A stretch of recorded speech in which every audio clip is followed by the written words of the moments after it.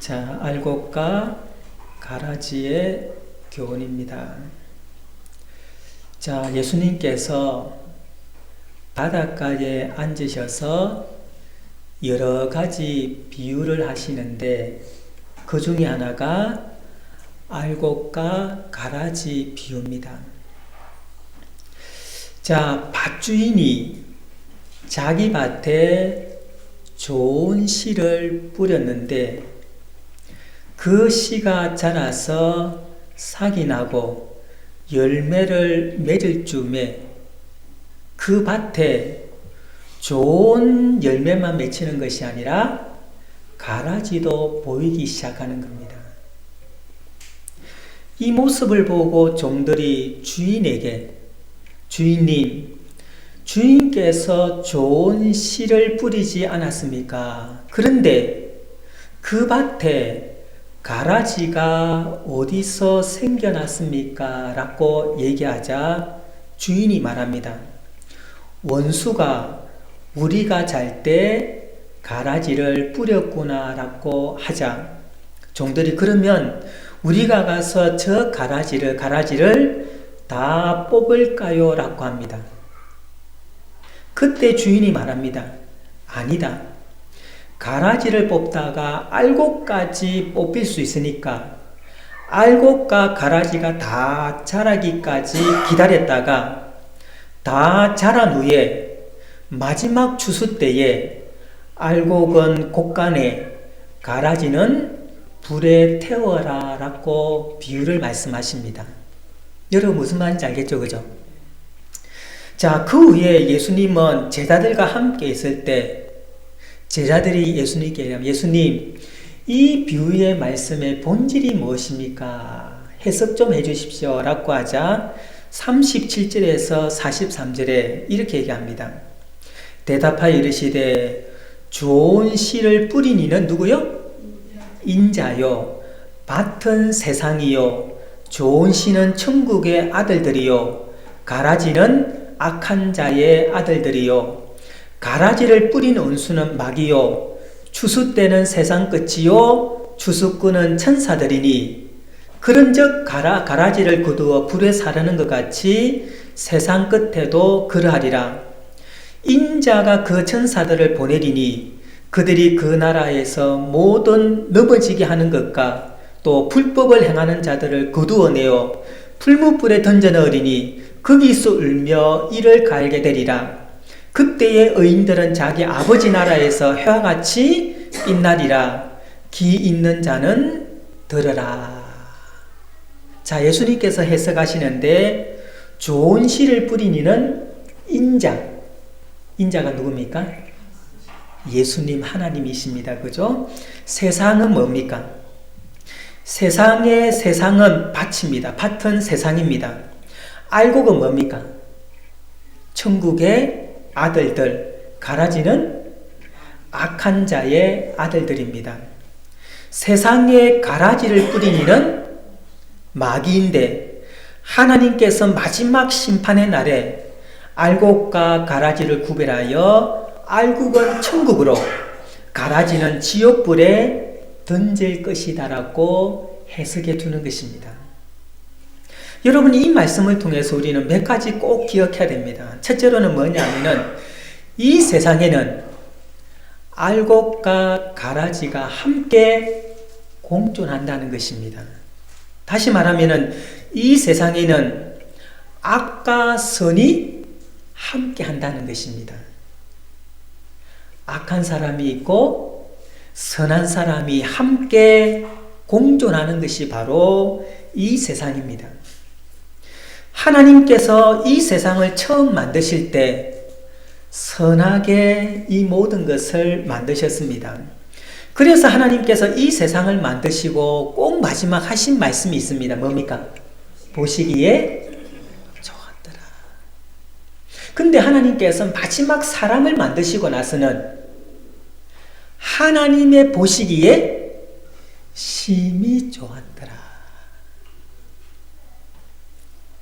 자, 그런데 사탄 마귀가 하늘에서 쫓겨나서 이 세상에 들어와서 가라지를 뿌렸습니다. 즉 사탄은 아담과 하와를 유혹하여 선악과를 먹게 함으로 말미암아 인류를 타락시켰습니다. 그 이후에 이 세상은 뭐로 가득하게 되었습니까? 죄로 가득하게 되었고, 그리고 이 세상에는 악이 가득하게 되었습니다. 여러분, 이 세상 어디든지 선한 사람이 있는가 하면은 악한 사람이 있고, 이 세상에는 알곡이 있는가 하면은 가라지가 있다는 것입니다. 안 그렇습니까? 그죠? 근데 여러분, 세상만 알곡과 가라지가 있는 것이 아니라 성경에 보면은 교회 안에도 알곡과 가라지가 있다는 겁니다. 여러분, 예수님께서 제자들에게 지금 세상의 알곡과 가라지를 말씀하는 것이 아니라 지금 뭘 얘기하는, 누구에게 말씀하는 겁니까? 제자들에게 얘기하는 겁니다. 다시 말하면 오늘 교회에 대해서 하나님께서 말씀하고 있다는, 그 교회 안에 알곡이 있는가 하면은 가라지도 함께 있다는 것입니다. 여러분, 다른데 우리가 살펴볼 필요 없습니다. 예수님의 제자들 중에서도 알곡가 있고 가라지가 있습니다. 대부분의 제자들이 알곡이지만은 가라지가 섞여 있었습니다. 누굽니까? 가롯 유다입니다. 가롯 유다는 예수님과 함께 동행하고 예수님과 함께 3년을 같이 먹고 마시고 모든 것을 함께 했지만 그는 예수님을 믿는 사람이 아니었습니다. 요한복음 12장 6절에 가롯 유다에 대해서 이렇게 말합니다. 자, 6절에 보면 이렇게 말하면 가난한 자들을 생각함이 아니요, 그가 누구냐면 가롯 유다입니다. 그는 도둑이라 돈깨를 맞고 거기 있는 것을 훔쳐가민이라. 여러분, 예수님께서도 이 땅에 사시면서 뭐가 필요했습니까? 돈이 필요했잖아요. 왜? 먹어야 되고 마셔야 되고 생활하는데, 그리고 또 제자들과 함께 가면은 뭔가 먹어야 되잖아요. 그죠? 돈이 필요합니다. 그죠? 그 돈을 누가 관리했습니까?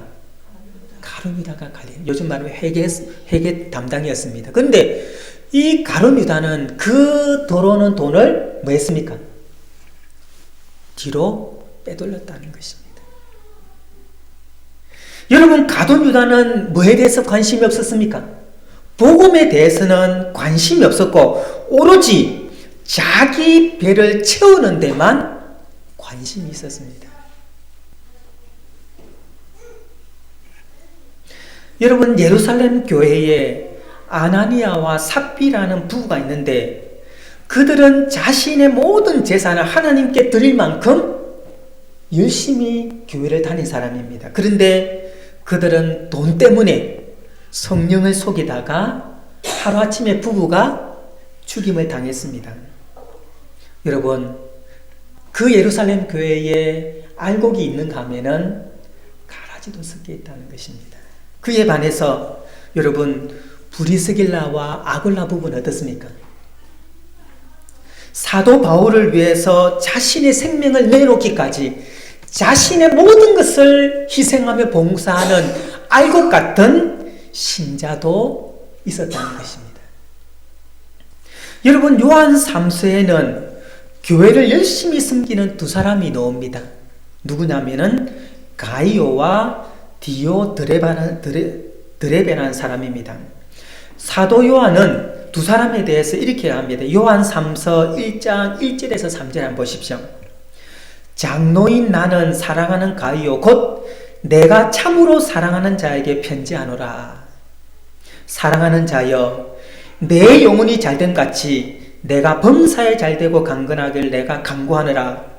형제들이 와서 내게 있는 진리를 증가하되 너가 진리 안에서 행한다 하니 내가 심히 기뻐하노라.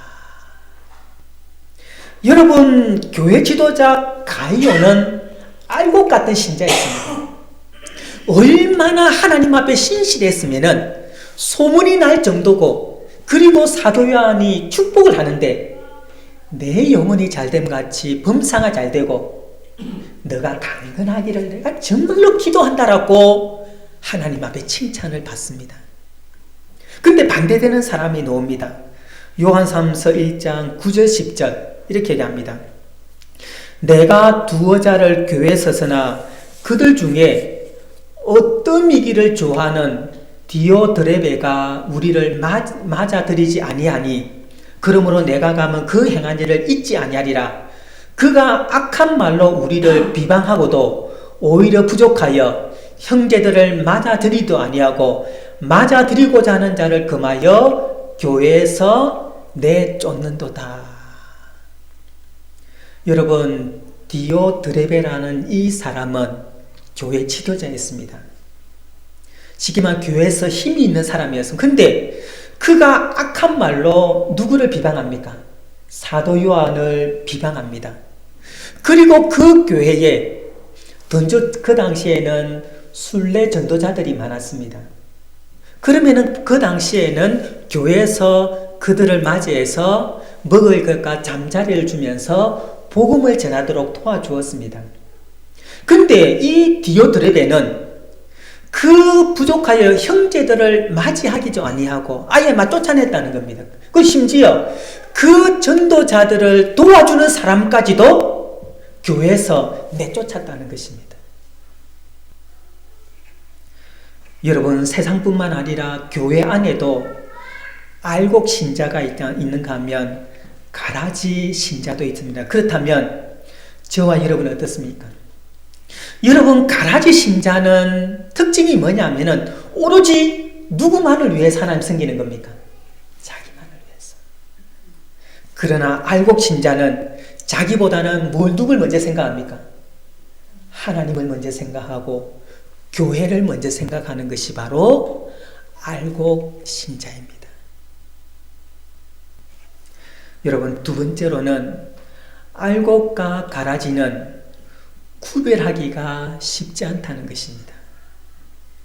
요즘 진품을 모방한 가짜 가품이 많습니다. 여러분, 가짜 상품을 얼마나 정교하게 만드는지 보통 일반 사람들은 진품인지 가품인지 구별하기가 참 쉽지 않습니다. 전문가에게 가져가서 이게 진짜인지 가짜인지를 물어볼 때 진짜 이것이 뭔가를 알 수 있습니다. 여러분, 알곡과 가라지도 마찬가지입니다. 알곡과 가라지를 구별하기가 쉽지가 않다는 것입니다. 그럼 여러분, 알곡과 가라지는 언제 구별할 수 있습니까? 여러분, 평상시에는 모릅니다. 평상시에는 다 아름답습니다. 근데 여러분, 위험한 순간에 신앙의 결단을 요구하는 결정적인 순간에 알곡과 가라지가 확연히 구별된다는 것입니다. 여러분, 사울 왕에게 큰 위기가 닥쳤습니다. 전쟁이 일어날, 나라가 망할 지경에 이르렀을 때 사울 왕은 누구에게 가야 됩니까? 하나님께 가서 기도해야 됩니다. 하나님의 뜻이 어디에 있는가를 묻고 하나님 앞에 가까이 가야 됩니다. 근데 사울 왕은 누구를 찾아갑니까? 점쟁이를 찾아갑니다. 사무엘 좀 불러주십시오. 사무엘에게 내가 묻고 싶은 것이 있습니다. 여러분, 하나님 앞에 찾아가는 것이 아니라 누구에게 찾아가는 겁니까? 지금 점쟁이 찾아가는 겁니다. 여러분, 욥을 한번 보십시오. 이번 주에 제가 욥을 한번 가만히 생각하면서 왜 하나님께서 여러분, 욥의 고난이 뭐였습니까? 욥이 당한 시험과 고난이 뭐였습니까? 그 많은 재산, 동방의 가장 큰 자라고 할 때에는 높은 자도 되지만은 요즘 말하면은 부자였다는 겁니다. 그것도 누구나 다 부러워할 만큼 요즘 말하면은 대기업 어찌 보면은 그 회장들처럼 부자였습니다. 그리고 그것으로 끝나는 것이 아니라 뭡니까? 하루아침에 10자녀가 한 집에 있다가 집이 무너져서 죽었습니다. 저는 하나님 왜 욥에 대해서 그렇게, 여러분 그 욥이 재산을 잃는 것 그래도 낫습니다. 그죠? 왜? 근데 자식 일명을 하루아침에 잃는 게 이게 보통 시험이 아니잖아요. 그죠? 왜 그 얘기를 해서 우리에게 말씀하실까? 여러분, 우리가 살다 보면은 고난도 쉬운 고난이 있는가 하면은 내가 능히 감당할 수 있는 고난이 있습니다. 그죠? 예를 들면 내가 100만 원이나 1000만 원 잃어버렸습니다. 아깝습니다. 그죠? 그래도 뭡니까? 그럴 수 있어. 근데 여러분, 우리가 살다 보면은 하늘이 무너지는 것처럼 고난을 만날 때도 있다는 겁니다. 그래서 저는 왜 하나님께서 욥의 고난을 말씀하신 이유가 뭘까? 여러분, 우리가 살아가다 보면은 작은 고난도 있지만은 진짜 우리 힘으로 감당하지 못하는 하늘이 무너지는 것처럼 그런 큰 고난도 있을 수 있다는 것입니다. 그걸 누굴 통해서 보여주는 겁니까? 욥을 통해서 보여주는 겁니다. 그런데 욥은 여러분 어떻게 했습니까? 사울 왕처럼 점쟁이 찾아가가지고 왜 우리 가정에 이런 고난을 닥쳤습니까? 한번 정 좀 보십시오. 그랬습니까? 아니요. 그는 끝까지 입으로 하나님 앞에 범죄하지 아니하고 하나님을 신실하게 믿었습니다.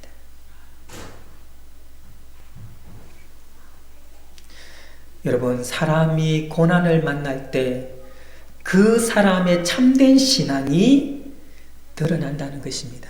여러분, 제가 저번에 말씀드렸죠. 미국의 한인교회에 교회를 누구보다도 열심히 섬겼던 장로님이 있었습니다. 목사님뿐 아니라 모든 교인들에게 존경받는 분이었는데 갑자기 암 진단을 받았습니다. 목사님이 신방을 갔는데 그 장로님은 목사님 얼굴 한번 쳐다보지 않고 말씀을 전해도 귀찮다는 식으로 그냥 흘러버리는 겁니다.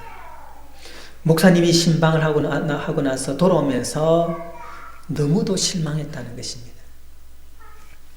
여러분은 평상시에는 믿음이 좋은 것처럼 보입니다. 여러분, 일이 잘 되고 형통할 때 누구보다도 하나님을 섬기고 열심히 교회 다니지만 어려움이 있을 때 여러분 하나님을 떠나고 세상을 의지하는 경우가 많다는 것입니다. 여러분, 제가 가끔 말하지만 우리 자신이 알곡 신자인지 가라지 신앙인지 아는 방법은 언제 알 수 있습니까? 일이 잘 될 때요? 걱정이 없을 때요? 아니요. 언제 알 수 있습니까? 고난이 닥쳤을 때, 어려움을 만났을 때, 때로는 내 힘으로 감당하지 못할 그때에 내가 정말로 믿음의 사람인지, 내가 정말로 믿음이라는 허를 덮어선 가라지 신자인지를 우리가 알 수가 있다는 사실입니다. 평상시에는 모릅니다. 지금 모릅니다. 진짜 어려울 때 드러난다는 사실입니다. 그렇다면 여러분, 저와 여러분은 어떻습니까? 그리고 세 번째 기억할 것은, 그러면 하나님께서 가라지가 발견될 때 바로 뽑으시면 되는데 가라지를 뽑지 않고 그대로 두시라는 것입니다. 자, 여러분, 예수님께서 가룟 유다가 형식적으로 따라다니면서 심지어 헌금을 훔치는 것도 알고 계셨습니다. 그러면 여러분 어떻게 됩니까? 예수님은 그 가룟 유다를 어떻게 해야 됩니까? 쫓아내야 되잖아요. 그죠? 내 제자 자격 없어. 쫓아내야 돼. 근데 예수님께 쫓아냈습니까? 안 쫓아냈습니까? 마지막 순간까지 지켜보고 계셨습니다. 왜 그랬을까요? 왜 하나님께서 오늘날 가라지를 뽑지 아니하시고 그냥 교회에, 그냥 세상에 두신 이유가 뭡니까? 저는 두 가지라고 생각합니다. 첫째로는 회개할 때까지 기다리시는 겁니다. 만약에 가라지를 뽑으면 기회가 있습니까? 없습니까? 기회가 없습니다. 그런데 가라지를 뽑지 않고 기다리는 것은 하나님께서 마지막까지 회개하고 돌아오기를 기다리시는 하나님의 마음입니다. 하나님께서 가룟 유다의 모든 것을 알고 계셨지만 쫓아내지 않는 이유는 그 가룟 유다가 마지막에는 하나님 앞에 돌이켜서 자기의 잘못을 하나님 앞에 회개하고 주님 앞에 다시 돌아오기를 원하시는 하나님의 마음, 예수님의 마음이었습니다. 근데 됐습니까? 가룟 유다는 마지막에 주님 앞에 돌아오지 않았습니다.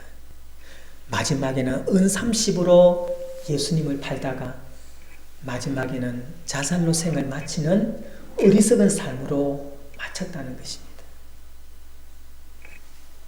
두 번째로는 그 가라지를 통해서 알곡을 연단시키기 위해서입니다. 여러분, 우리가 새벽 예배 시간에 우리는 요셉을 보고 있습니다. 그의 형들이 요셉을 미워해서 미디안 상인에게 팔았습니다. 미디안 상인은 요셉을 또 보디발 장군의 종으로 팔았습니다. 여러분, 그 당시 요셉의 나이가 17세였습니다. 그리고 요셉이 총리로 올라갈 나이가 30세였습니다. 자, 여러분, 요셉의 입장에서 보면 너무도 큰 신앙입니다. 그 젊은 나이에 남의 집에서 평생을 살아야 됩니다. 그것으로 끝나는 것이 아니라 이제 모함을 받아가지고 정치인들이 들어가는 감옥에 들어갔습니다. 이제는 더 큰 나락으로 떨어졌습니다. 종의 집에서는 자유로 있었지만 정치범 수용소에는 감옥 속에서 꼼짝없이 어찌 보면 자기의 남은 생애를 보내야 됩니다. 하나님께서 형들의 모함, 보디발 장군의 종, 심지어 정치범 수용소의 죄수로 그 고난을 주신 이유가 뭐겠습니까? 이유가 뭡니까? 여러분, 연단하기 위해서입니다. 요셉은 잘못한 것이 없습니다. 자신의 꿈 얘기를 하고 종으로서 자신의 일을 최선을 다할 뿐 그에게 돌아오는 것은 고난과 시련이었습니다. 그런데 하나님께서 이 모든 걸 통해서 연단하기 위해서 하나님이 주신 것입니다. 여러분, 이 땅에 가라지가 많습니다. 가정에도 가라지가 있고 직장에도 가라지가 있고 마을에도 가라지가 있고 심지어 교회 안에도 가라지가 있습니다. 그런데 하나님께서 왜 가라지를 나에게 붙여주신다면은 하나님이 왜 나에게 고난과 시련을 주신 이유가 뭐냐면은 우리를 연단시키기 위해서입니다. 그래서 욥기 23장 10절에 이렇게 얘기합니다. 우리 같이 읽겠습니다. 욥기 23장 10절 다 같이 시작. 그러나 내가 가는 길을 그가 아시나니 그가 나를 단련하신 이후에는 내가 순금같이 되어 나오리라. 아멘. 여러분, 하나님께서 우리의 가는 길을 아신다는 겁니다. 지금 어떤 고난이 있는지 어떤 시련 앞에 있는지 안다는 겁니다. 그래서 그가 나를 지금 뭐하고 있는 중입니까? 세상의 고난 가운데, 세상의 가라지 가운데 뭐하고 있는 중입니까? 여러분, 지금 단련해서 순금 같은, 정금 같은 깨끗한 믿음의 사람을 만들기 위해서 하나님께서 지금 우리를 연단시키고 있다는 것입니다. 여러분, 세상에 악이 존재하고 고난이 있는 것에 대해서 여러분 불평하지 마십시오. 하나님께서 나를 연단시키기 위해서 지금 그 환경을 나에게 주신 것입니다. 주신 것입니다. 그렇기 때문에 여러분, 오늘 하나님께서 우리 한 분 한 분을 지금 연단시키기 위해서 고난을 주십니다. 우리 이태영, 우리 박병희 수사님에게도 하나님께서 지금 뭐한 기간입니까? 정말 어렵고 힘들고 너무도 때로는 아프고 하지 않습니까? 그죠? 그 기간이 어떤 기간입니까? 하나님이 아신다는 겁니다. 하나님이 내 상태 아시고 내 모든 거 아시고, 그렇지만 하나님의 목적이 뭡니까? 나를 연단하여서 순금 같은 믿음의 사람 만들기 위해서 하나님께서 지금 뭐하고 있는 중입니까? 훈련 중인 기간입니다. 우리 신근 사람도 마찬가지입니다. 하나님이 지금 아십니다. 어떤 형편인지 아십니다. 어떤 상황에 있는지 하나님 모르는 게 아니라 다 아십니다. 그런데 하나님께서 뭐하고 있는 중입니까?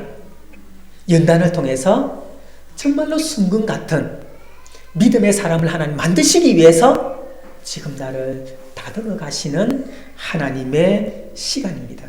그렇기 때문에 믿음의 사람들은 고난을 만났을 때 원망하고 불평하는 것이 아니라 야고보서 1장 2절에 보면은 이렇게 얘기합니다.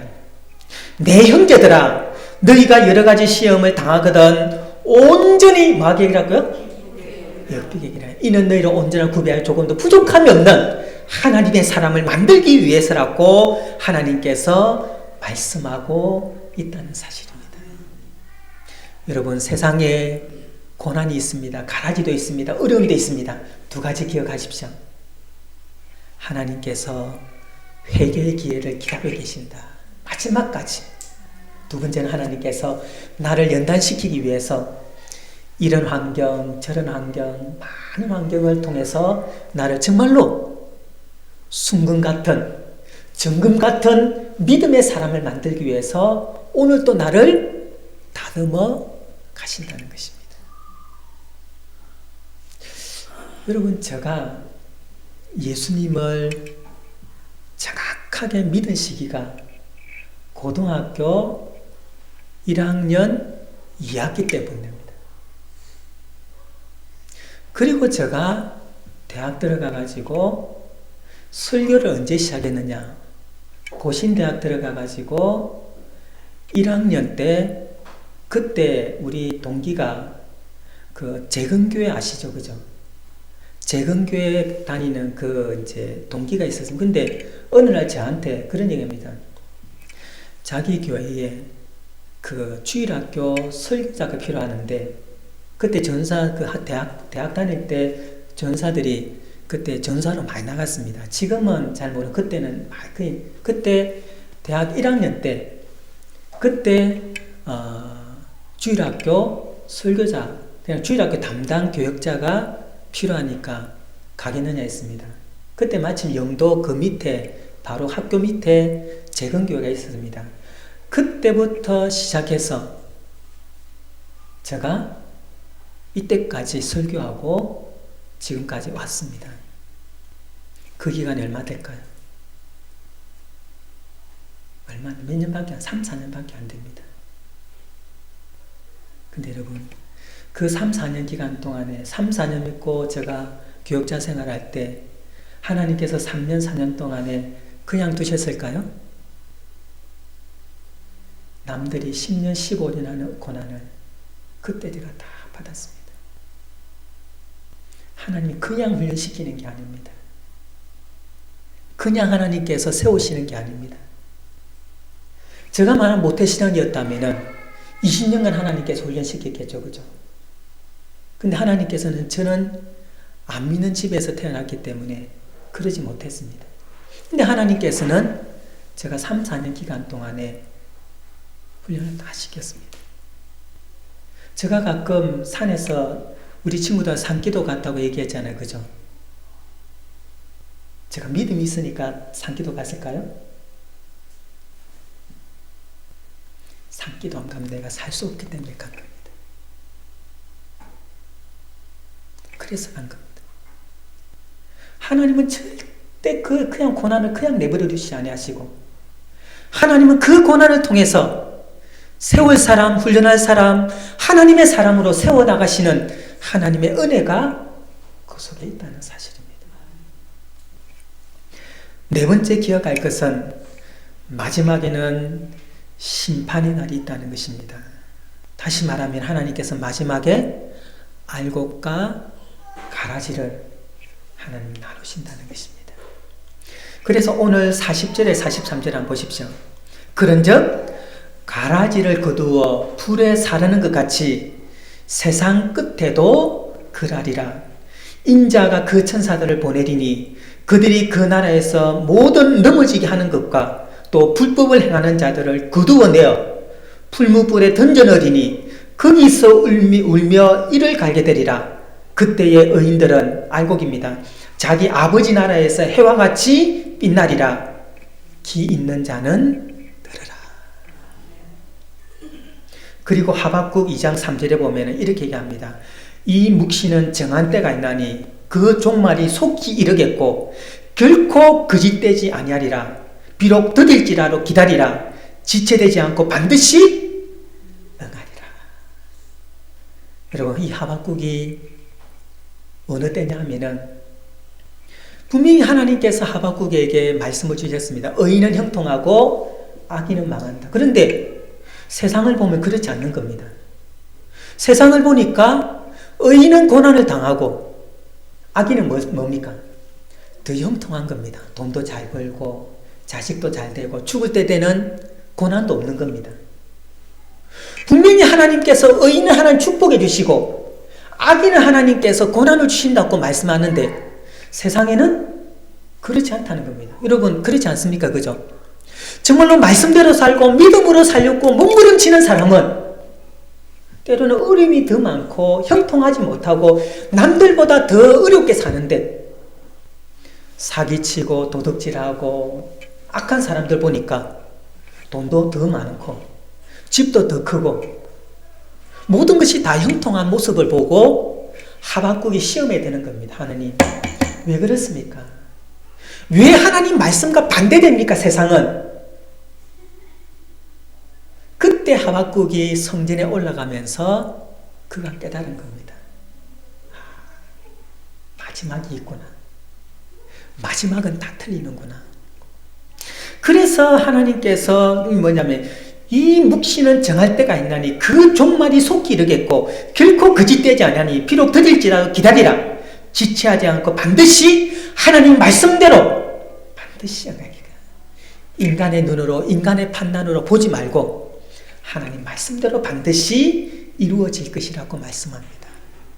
여러분, 마지막 날에 알곡과 가라지를 나눌 것입니다.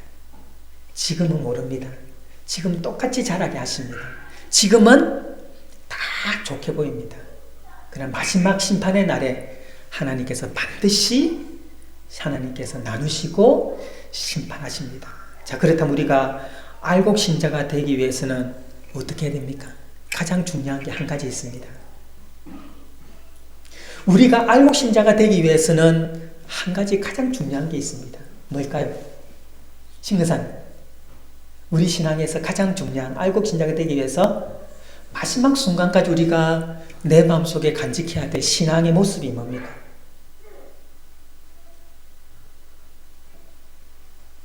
믿음? 충성? 뭘까요? 예? 전도는 열매고.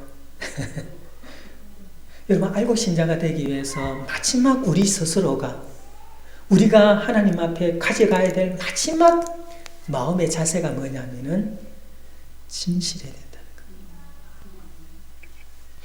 내 자신이 하나님과 사람 앞에서 마지막까지 우리 마음속에 내가 간직해야 될 게 뭐냐면은 진실해야 된다는 겁니다. 왜냐하면은 여러분, 나는 사람을 속일 수는 있지만 누구는 속일 수 없습니까? 하나님은 속일 수 없습니다. 하나님께서는 우리의 깊은 마음, 깊은 믿음, 우리의 본질을 알고 계시는 겁니다. 그래서 요한계시록 보면은 진실한 자들이 이기리로다 라고 말씀하고 있다는 겁니다. 그러기에 우리가 마지막까지 우리가 가져야 될, 우리가 알고 신자가 되기 위해서 마지막까지 우리가 내 자신 스스로가 항상 체크하고 하나님 앞에 우리가 어떤 모습으로 써야 될 건가를 우리가 생각할 때 기도 많이 하는 거, 충성 많이 하는 거, 봉사 많이 하는 거, 그건 두 번째입니다. 제일 중요한 것은 내가 혼자 있을 때도 얼마나 내가 진실하냐. 여러분, 내가 진실하지 못하면 어느 순간에 우리 신앙이 다 무너집니다. 그러나 내가 진실할 때 어떤 환경 속에서도 내 스스로가 믿음으로 나아갈 갈 수 있다는 겁니다. 자, 그렇다면은 우리가 진실한 게 세 가지 진실해야 됩니다. 지식이 진실해야 됩니다. 사람이 진실해야 됩니다. 행위가 진실해야 됩니다. 여러분, 지식이 진실하다는 말이 무슨 말일까요? 진실한 지식은 뭐밖에 없습니까? 하나님 말씀밖에 없습니다. 말씀으로 내 자신의 삶의 기준을 세워나가는 겁니다. 그리고 내 자신이 진실하기를 노력해야 됩니다. 그리고 우리의 행위 자체가 진실해야 됩니다. 그때의 진실한 자들은 이길 것이라고 하나님께서 분명히 말씀합니다. 그래서 여러분, 오늘 우리가 이 세상에는 뭐가 존재한다고요? 알곡도 있고 가라지도 같이 존재한다. 근데 구별하지 못합니다. 지금은 모릅니다. 근데 하나님께서 왜 가라지를 뽑지 않을까요? 왜 가라지를 뽑지 않을까요? 끝까지 기다리신 하나님. 그리고 나를 연단하기 위해서 가라지를 붙여주신 겁니다. 근데 여러분, 마지막 때는 반드시 알곡과 가라지를 하나님께서 구별하십니다. 그래서 가라지는 지옥불에 던지고 알곡은 천국으로 인도하십니다. 그다음에 우리가 알곡이 돼야 되지 않겠습니까? 그죠? 그러기 위해서 여러분, 우리가 기도 열심히 하는 것 중요합니다. 말씀 있는 것 다 중요합니다. 근데 뭐 하기 위해서요? 어떤 사람 되기 위해서입니까? 그렇죠. 하나님과 사람 앞에서 내가 진실한 사람 되기 위해서. 우리가 진실할 때 우리가 진짜 알곡신자로 우리가 나아갈 수 있음을 알고, 정말로 내가 다른 사람이 안 보더라도, 다른 사람이 뭐 하더라도 내가 하나님 앞에 내가 진실할 때 우리는 알곡신자로 내가 살아갈 수 있고, 저와 여러분이 정말로 알곡신자가 되어서 정말로 하나님 앞에 영광이 되고 기쁨이 되는 우리 성도님들이 다 되시기를 주님의 이름으로